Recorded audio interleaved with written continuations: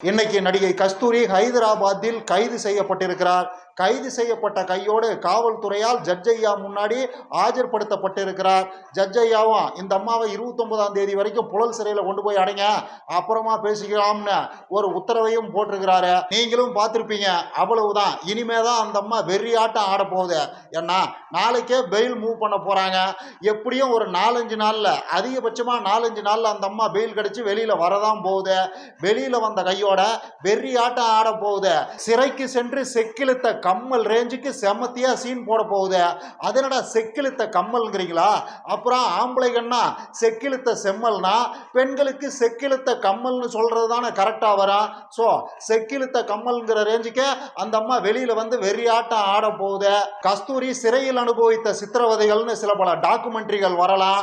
சிறையில் பூத்த சின்னமலர், ஒரு கைதியின் டைரி, இந்த மாதிரி படங்களுக்கெல்லாம் பார்ட் 2 எடுக்கிறோம்னு அதுக்கு பூஜை போட்டிருக்கிறோம். அதுல கஸ்தூரியை தான் ஹீரோயினா போட்டிருக்கிறோம்னு செய்திகள்லாம் வரலாம். என்ன வேணும்னாலும் நடக்கலாம். இதெல்லாம் நடக்குதோ இல்லையோ, நாளைக்கு கஸ்தூரியின் சுயசரிதை எழுதப்படும் போது அதுல கஸ்தூரி சிறையில் அனுபவித்த சித்திரவதைகள்னு 1-2 சாப்டர்கள் ஒதுக்கப்படும். அது மட்டும் உறுதி. இந்த கன்றாவியெல்லாம் எவன் சகிச்சுக்கிறதுங்கிறான். அதுக்கு தான் கம்முன்னு இருக்கணும். இந்த மாதிரி டம்மி பீஸுகளை எல்லாம் தேவையில்லாம சீண்டி நாமளே அவங்களை எல்லாம் வளர்த்து விடக்கூடாதுன்னு சொன்னா யாரு கேட்கிறா? நாம சொன்னா யாராவது கேட்பாங்களா? நாளைக்கு அந்த அம்மா வெளியில வந்து சாதி கலவரத்தை அடக்கிற முயற்சியில செத்து போக தெரிஞ்ச நாகராஜ சோழன்கிற ரேஞ்சுக்கு பெரிய சீன் போட போகுது. அந்த கன்றாவியெல்லாம் எவன் சகிச்சுக்கிறதுங்கிறான். யாரு கேட்கிறா? நாம் சொன்னா யாராவது கேட்பாங்களா? சரி, சட்டம் தன் கடமையை சரியா செய்யணும்னு ஆசைப்படுது. செஞ்சுட்டு போகட்டும். நாம நம்ம வேலையை பார்ப்போம்.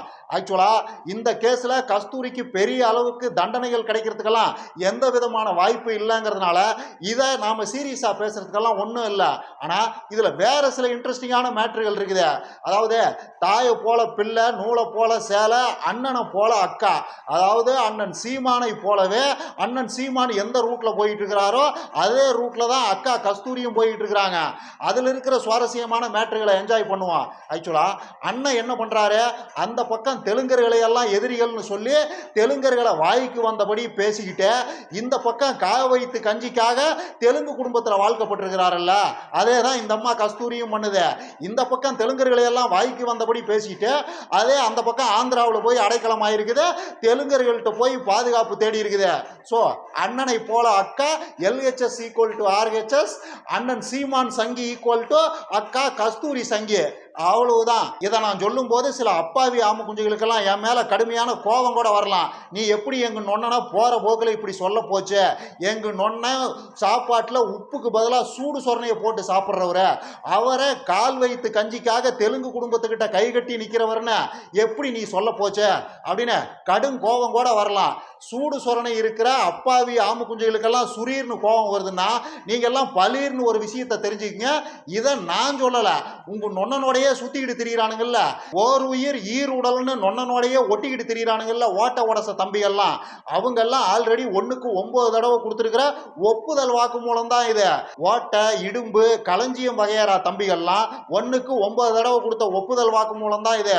அதாவது அண்ணன் நெம்ப நல்லவர்னு காட்டுறதுக்காக கட்சி காசையெல்லாம் கையாடல் பண்ண மாட்டாரு, திரள் நிதி எல்லாம் திருட மாட்டாரு, கட்சி காசுல இருந்து தன்னுடைய அன்றாட செலவுகளுக்கு அண்ணன் 5 பைசா கூட எடுக்க மாட்டாரு அப்படிங்கிறத அப்பாவி தம்பிகளை எல்லாம் நம்ப வைக்கிறதுக்காக அவங்க அடிக்கடி சொல்ற விஷயம் தான் இது. எங்க நொன்ன 10 பைசாவுக்கு ஒர்த்து கிடையாது, 5 பைசா சம்பாதிக்கிறதுக்கு கூட அவருக்கு வக்கு கிடையாது, அவரு கை செலவுக்கு கயல்வெளியை தான் நம்பி இருக்கிறாரு. அதுலயும் அன்னியார் கயல்வெளியோட சொத்துக்கள்ல பெரும் பகுதி அவங்க அம்மா பேர்ல தான் இருக்குது. சோ அண்ணன் அனுதினமும் கை செலவுக்காக தன் மாமியார்கிட்ட கை கட்டி நிற்கிறாரு. அந்த அம்மாவா பார்த்து கொடுக்குற 5ஓ 10ஓ வாங்கி தான் நொன்ன கை செலவே பண்றாரு. வேற எதுவுமே அவருக்கு வருமானம் கிடையாது. நொன்ன 10 காசுக்கு ஒர்த்து கிடையாதுங்கிறது ஆல்ரெடி தம்பிகள்லாம் பல தடவை கொடுத்த ஒப்புதல் வாக்கு மூலம் தான். ஸோ அன்னம் போடுற சட்டையிலிருந்து, அனுதினமும் அவர் சாப்பிட்ற முட்டையிலிருந்து, அவர் ஜிம்முக்கு போய் தூக்கி சுத்துற கட்டையிலிருந்து, தம்பிகளை எல்லாம் உரிச்செடுக்கிறதுக்கு பயன்படுத்துகிற பச்சை மட்டை வரைக்கும் அத்தனையும் அன்னியாரோட அம்மாவோட காசு தான். அன்னியாரோட அம்மாவுக்கு தெலுங்கு பேக்ரவுண்ட் இருக்குது. அந்த அம்மா தெலுங்கை தாய்மொழியாக கொண்ட வம்சத்திலிருந்து வந்தது அப்படிங்கிறதெல்லாம் ஊர் உலகத்துக்கே தெரியும். அப்புறம் இதை நாம் எப்படி புரிஞ்சுக்கிறது? அண்ணன் கால் வைத்து கஞ்சிக்காக தெலுங்கு குடும்பத்தில் வாக்கப்பட்டிருக்கிறாரு. காசுன்னு வந்துட்டா அண்ணன் இனம், மொழி, மதம் எதுவும் பார்க்க மாட்டாரு, சும்மா இந்த பக்கம் தமிழ் தமிழ்னு பேசுறதெல்லாம் விட்டால கிடையாது அப்படிங்கிற மாதிரி தானே நாம புரிஞ்சுக்க முடியும். இல்லைன்னா இப்படி ஒரு விளக்க வெங்காயத்தை எதுக்குடா சொன்னீங்க அப்படின்னு ஓட்ட உடச தம்பிகள்கிட்ட போய் இந்த அப்பாவி ஆம குஞ்சுகள்லாம் பேசலாம். என்கிட்ட கேட்கறதுக்கு எதுவும் கிடையாது. Right, coming to the point. அண்ணனோட இந்த டெக்னிக்கை தான் அந்த பக்கம் அந்த அம்மா கஸ்தூரியும் யூஸ் பண்ணுது. இந்த பக்கம் தெலுங்கர்களை எல்லாம் வாய்க்கு வந்தபடி பேசிட்டு அக்கட தேசத்திலேயே அடைக்கலம் தேடி இருக்குது. இந்த இடத்துல உங்களுக்கு ஒரு டவுட் வரலாம், அந்த அம்மா பேசினதே தெலுங்கர்களுக்கு எதிராக, அப்புறம் அடைக்கலமும் தெலுங்கு தேசத்திலேயே தேடுதுன்னா இதுல ஒன்றும் அவ்வளவு புத்திசாலித்தனம் இருக்கிற மாதிரி தெரியலையே, அறிவு இருக்கிறவன் செய்கிற வேலை மாதிரி இது தெரியலையே அப்படின்னு ஒரு சந்தேகம் உங்களுக்கு வரலாம். இந்த இடத்துல தான் ஒரு இன்ட்ரெஸ்டிங்கான ட்விஸ்ட் இருக்குது. ஆக்சுவலா அந்த அம்மா ஆந்திரா பக்கம் ஒதுங்கினது பதுங்கிறதுக்காக கிடையாது, பாயறதுக்காக, ஆதாரத்தோட பாயறதுக்காக. ஆக்சுவலா இது கேஸே என்ன, அந்த அம்மா தெலுங்கர்களை பத்தி வாய்க்கு வந்தபடி பேசுது. தெலுங்கு மன்னர்கள்லாம் இங்கு வரும்போது அவங்களுக்கு பணிப்பெண்களா வந்தவங்களோட வாரிசுகள் தான் இன்னைக்கு தமிழ்நாட்டை ஆள்றாங்க. ஆல்மோஸ்ட் இங்க இருக்கிற அத்தனை தெலுங்கர்களுமே அந்த மாதிரி மன்னர்களுக்கு ஒத்தாசைக்காக வந்த பணிப்பெண்களுக்கு பிறந்தவங்க தான் அப்படிங்கிற மாதிரி தான் அந்த அம்மா பேசுது. இதை சிம்பிளா சொல்லணும்னா இங்க இருக்கிற ஆல்மோஸ்ட் அத்தனை தெலுங்கர்களும் மன்னனுக்கும் அவனோட மனைவிகளுக்கும் பிறந்தவங்க கிடையாது, லீகலா பிறந்தவங்க கிடையாது, முறை தவறி பிறந்தவங்க, இல்லீகலா பிறந்தவங்க, மன்னர்களுக்கு மானாவரியா பணிப்பெண்கள்லாம் இருந்தாங்க அவங்களுக்கு பிறந்தவங்க அப்படிங்கிறது தான் அந்த அம்மா சொல்ல வர்றது. நாளைக்கு ஜட்ஜ் ஐயா கேட்பார்ல, என்னம்மா நீ போற போக்கில் இப்படி பொத்தம் பொதுவா ஒரு கருத்தை சொல்லி இருக்கிற, இதுக்கெல்லாம் என்னம்மா விளக்கம், இது அந்த காலம் மாதிரி கிடையாதும்மா, மாமா மாமிகளுக்கெல்லாம் ஒரு சட்டம், மற்றவாளுக்கெல்லாம் ஒரு சட்டம்னு மனுநீதி காலம் கிடையாதுமா, இது மனுஷனை மனுஷனா மதிக்கிற காலம், சட்டத்தின் முன் அனைவரும் சமம்ங்கிற காலம்மா, இதுக்கு என்னம்மா விளக்க வெங்காயம், உன் இஷ்ட கூந்தலுக்கு என்ன வேணும்னாலும் பேசிட்டு போவையா அப்படின்னு ஜட்ஜ் ஐயா கேட்பார்ல. அப்போ ஆதாரத்தை எடுத்து நீட்டணும்ல, அதுக்கான ஆதாரத்தை தேடிதான் அந்த அம்மா ஹைதராபாத் வரைக்கும் போயிருக்குது. விஜயநகர பேரரசு சம்பந்தமான வரலாற்று குறிப்புகளை எல்லாம் வலை வீசி தேடி இருக்குது. அதுக்குள்ள டீப்பா இறங்கி ஆராய்ச்சி பண்ணி இருக்குது. அந்த ஆராய்ச்சி முழுசா முடிஞ்சுதா என்னன்னு தெரியல. வரலாற்று ரீதியான ஆதாரங்களை எல்லாம் அந்த அம்மா வளைச்சு வளைச்சு திரட்டி முடிச்சுதா என்னன்னா நமக்கு தெரியாத. அது நாளைக்கு அந்த அம்மா கோர்ட்ல கொடுக்குமா இல்ல வெளியில வந்து ஆதாரத்தை காட்டி நமக்கெல்லாம் விளக்குமா, எதுவும் நமக்கு தெரியாது. ஆனா அந்த அம்மா ஆந்திராவுக்கு போனது ஆதாரத்தை தேடிதான். எந்த மன்னன் எந்த காலத்துல வந்தா, யாரு மனைவியோட மட்டும் வந்தா, மானாவரியா மன்னன்கள் பணிப்பெண்களை கூட்டிட்டு வந்ததெல்லாம் எப்போ, அது சம்பந்தமா வெளியூர் வெள்ளக்காரன் ஏதாவது எழுதி இருக்கிறானா இல்ல உள்ளூர் கொள்ளக்காரனுங்க ஏதாவது எழுதி வச்சிருக்கிறானுங்களா அப்படிங்கறதையெல்லாம் டீப்பா அலசி ஆராயறதுக்காக தான் அந்த அம்மா அக்கட தேசத்துல தஞ்சம் புகுந்ததே. அவ்வளவுதான். மற்றபடி நொன்ன 10 பைசா சம்பாதிக்கிறதுக்கு ஒர்த் இல்லாத வெத்து வேட்டுங்கிற அந்த விஷயமெல்லாம் காரிய கிறுக்கு தம்பிகள் உங்களை மாதிரியான கூமுட்ட தம்பிகளுக்கு சொல்ற கதை. உங்க நொன்னனோட இன்றைய சந்தை மதிப்புங்கிறதெல்லாம் சில ஆயிரம் கோடி ரூபாய்கள். அதெல்லாம் எங்களுக்கு தெளிவா தெரியும். நீங்களும் முடிஞ்சா அதையெல்லாம் புரிஞ்சுக்க முயற்சி பண்ணுங்க. அப்பாவித்தனமாவே கிறுக்கு கூந்தலானுங்களாவே இருக்காதீங்கடா கூமுட்ட தம்பிகளா. அதுதான் நான் சொல்ல வர்றது. இது எல்லாத்துக்கும் மேல அண்ணனும் அக்காவும் ஆந்திராவையே சுத்தி சுத்தி வர்றதுனால, தெலுங்கு தேசத்திலேயே படுத்து கிடக்கிறதுனால இது சம்பந்தமா இன்னொரு விஷயம் சொல்லணும். அதாவது சீமான் மேல எப்பவெல்லாம் சீமான் ஒரு பாசிஸ்ட், இனவெறியை தூண்டி விடுறாரு, மொழிவெறியை தூண்டி விடுறாரு, பிரிவினையை தூண்டி விடுறாருன்னு குற்றச்சாட்டுகள்லாம் வைக்கப்படுதோ அப்பெல்லாம் நொன்ன ரொம்ப வீராவேசமா அதுக்கு விளக்கம் சொல்லுவாரு. எவன்டா என்ன பிரிவினைவாதின்னு சொல்றது, நான் பேசுறது பிரிவினைவாதம்னா அந்த பக்கம் ஆந்திராவில் என்டிஆர் தெலுங்கு தேசம்னு கட்சி ஆரம்பிச்சாரு, அப்ப நீங்கெல்லாம் எங்கடா போனீங்க, அது பிரிவினைவாதம் கிடையாதா, ஒரு கட்சிக்கு தெலுங்கு தேசம்னு பேர் வைக்கிறது பிரிவினைவாதம் கிடையாதா அப்படின்னு நொன்ன அப்படியே பிளிருவாரு. எல்லாம் புரிஞ்ச மாதிரி ஆம குஞ்சுகளும் ஆர்கசத்துல அன்றாயிரம் நினைச்சுக்குவானுங்க.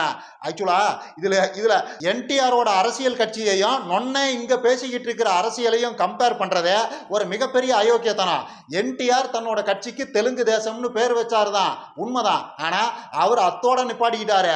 தெலுங்கு தேசியம்னாலாம் ஒன்னும் அவர் எதுவும் பேசல.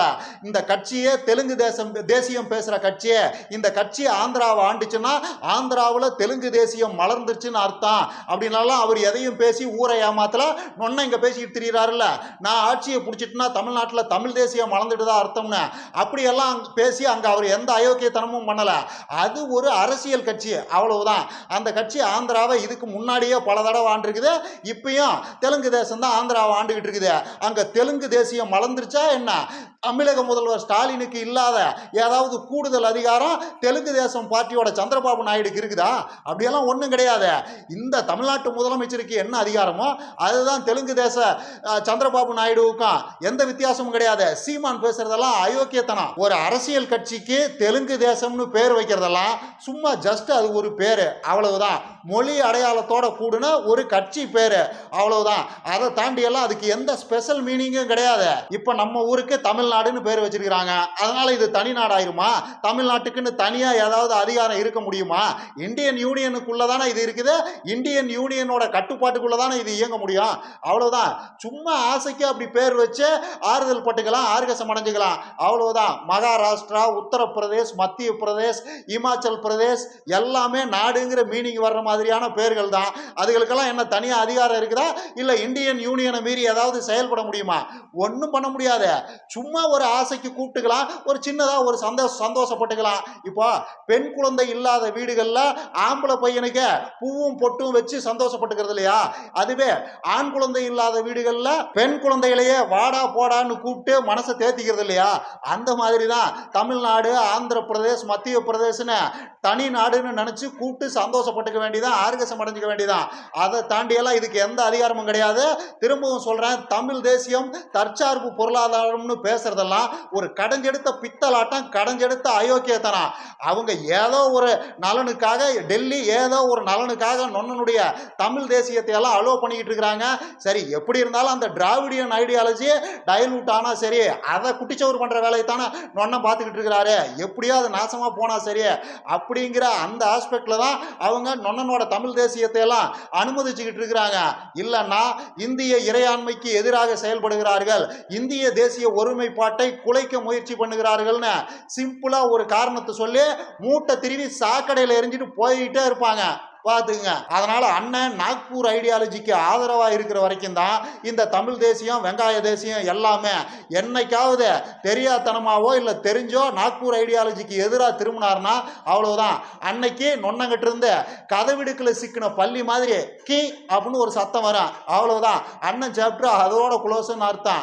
அப்பாவி ஆம குஞ்சுகள்லாம் இதை புரிஞ்சுக்க முயற்சி பண்ணுங்க. இன்னும் நிறைய பேசலாம். லைக் பண்ணுங்க, ஷேர் பண்ணுங்க, கமெண்ட் பண்ணுங்க, மறக்காம சப்ஸ்கிரைப் பண்ணிருங்க.